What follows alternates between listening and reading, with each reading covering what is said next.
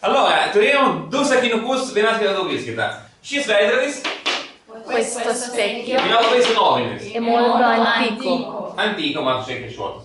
Antras buvo lieku namuose Resto a casa su dede con lo zio pamokai paruošti. a studiare le lezioni. Studiuoti. Taip. Ir klausimas buvo, specchio ir zio, specchio baigėsi į o, zio baigėsi į o. Klausimas yra, ar itališkai turi ypatingą formą, taip, dėl to yra šitie du klausimų. Šitie du sakinukai. Va, žiūrėk, specchio, daugiskart turi vieną į, o zio turi dvi į. Kokia čia taisyklė? Labai paprasta.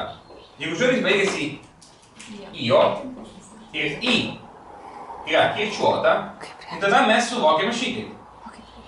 Viena į priklauso šitoj pusėj, kita į yra galūnė. Todėl rašysim daugiskaitą su dviem į. Pažiūrėkit. Io, o Io į. Taip, o jeigu į yra nekirčiuota, tai tada viena į. Pavyzdžiui, čia specchio, specchi, ufficio. uffici. Anksčiau, nu, prieš 150 metų vis dar, būdavo rašoma su dviem į. Netgi ufficio, uffici buvo su dviem į.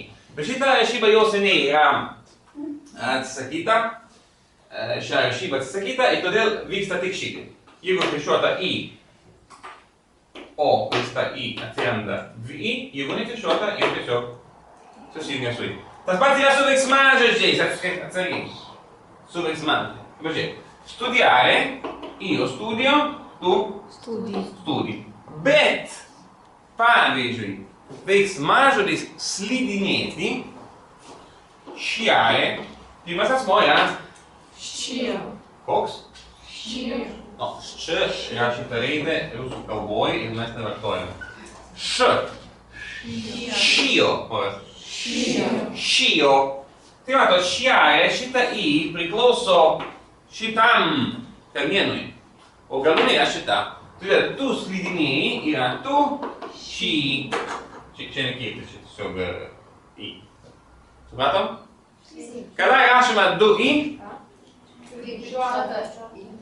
kai pirma yra kirčiuota. O nerašoma, jeigu nėra kirčiuota. O bene, ok,